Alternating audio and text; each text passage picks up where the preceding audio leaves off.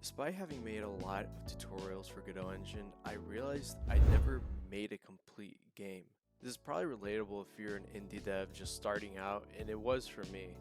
So I decided for the summer I'd work on a game that I would finish completely, and I thought to myself, oh, this would be totally easy. I've made games before, I could totally pull this off in a month. Then it struck me while developing the game that there were a lot of things about finishing a game that I didn't put into consideration, that it would take a while before I got somewhere I felt happy in. That's just the thing. Game dev is hard. It's even harder when you do it by yourself. Game dev isn't a sprint, but it's more like a marathon, and needing to keep an open mind and staying committed is key to its completion. So in the beginning, I was thinking about game ideas and came up with this one. You're an owl who has to deliver a letter from one king to another. The trick is you had to avoid obstacles and fight a boss before you reach the end.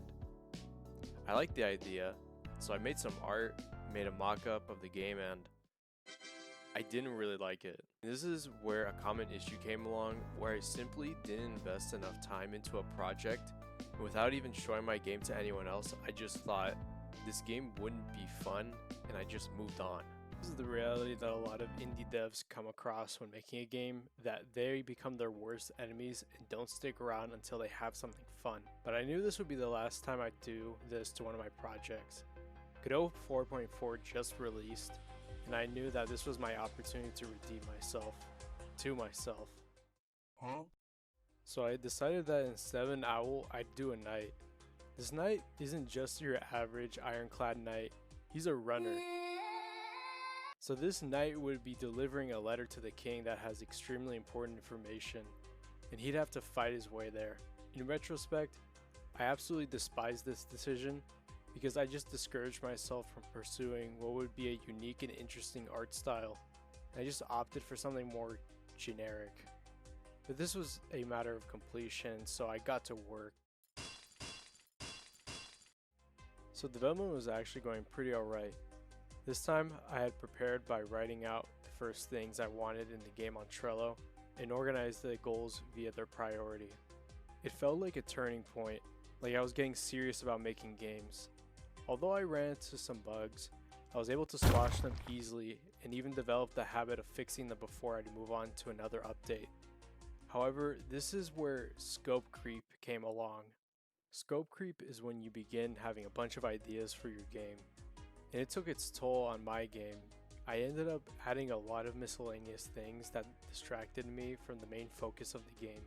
Features such as ledge grabbing, weapon perks, enemy variations, boss fights, and so on. If I had just focused on the core game and focused on one feature but maximized its fun factor, the game would have turned out better. Despite this, I made some levels, added some unique weapons, and fixed a lot of bugs, and the game was taking shape. I now developed a robust save system, which I plan on creating a tutorial video on, that allowed for multiple save slots to be saved and load into, as well as the ability to clear and export those saves. The game loop of collecting coins, buying weapons, and trying out those new weapons made the game feel more fun and interesting.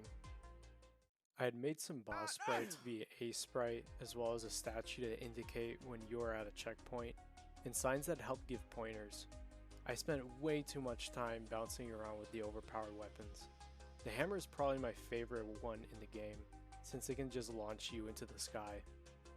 But what came next was something I just couldn't anticipate.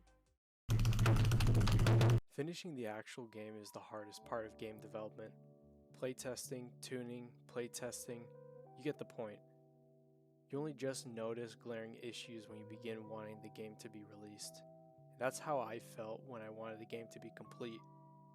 I knew that the important part of making a game is completing one, and so I had to make a lot of sacrifices to make sure I actually published the game.